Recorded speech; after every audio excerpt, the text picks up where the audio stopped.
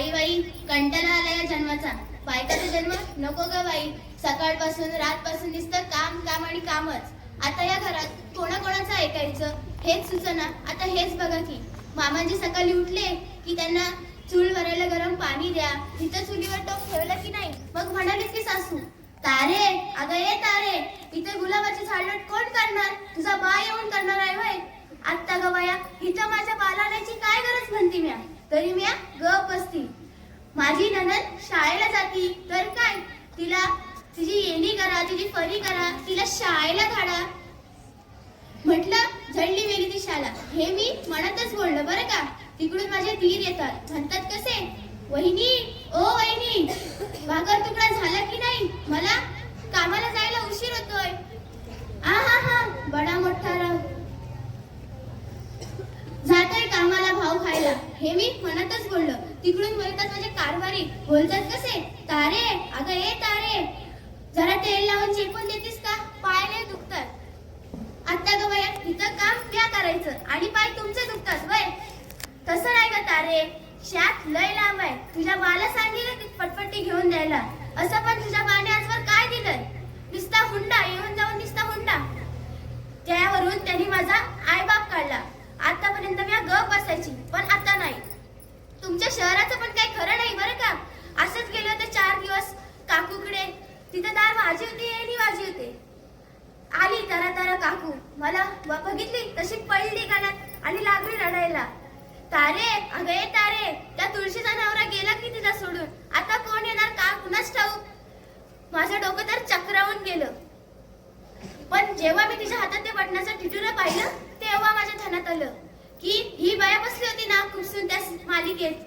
अहो काय आपला देश कुठं चाललाय? आपली लेक काय करती? ती शाळेत जाते की कॉलेजात जाती? ती कशी येणार परत? ती काय करती याचा विचार नाही. पण त्या देवयानीचं कसं होणार? त्या जान्हवीला बाळ झालं की नाही? आज होम मिनिस्टर मध्ये दादा कोणती साडी आणणार घालायला याचं भारी टेन्शन येणार. हा एक सांगायचं तर राहूनच गेलं. माझ्या काकूच्या शेजारी एक बाई राहायची. ती चांगली नटापटा करायची, लाली पॉलिश लावायची आणि जायची. तिला एक लहानसं बाळ होतं. ती त्याला पाळण्यात सोडून जायची. मला तर भारी राग यायचा तिचा. मी तिला म्हणलं, काय ग नट्टू वगैरे जातीस त्या बाळाला पाळण्यात सोडून पाळण्यात. मी म्हणलं येतीस तिने सांजला. पण सगळं वेगळंच होतं. मला ते ऐकून माझ्या डोळ्यात पाणी आलं. तिलाही लागली होती त्या बाळाची आस. ती विसरली नव्हती त्याला. पण घराच्या 4 भिंतींपैकी ती एक भिंत होती आणि ती जपण्यासाठी ती लढते.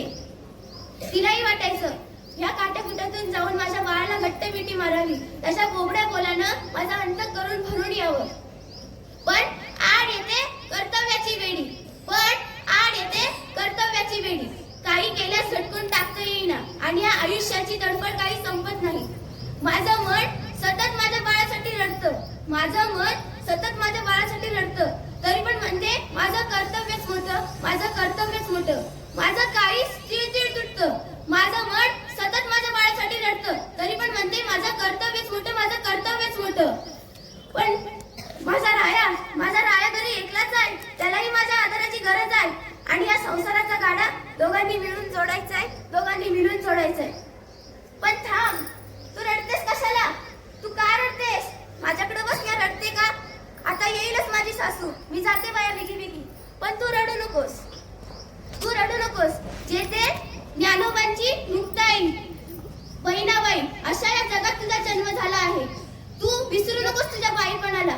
फुटू नकोस, फाटू नकोस, घेतला बसा तू टाकू नकोस. काही केल्यास कर्तव्य तू तुझं सोडू नकोस. धन्यवाद.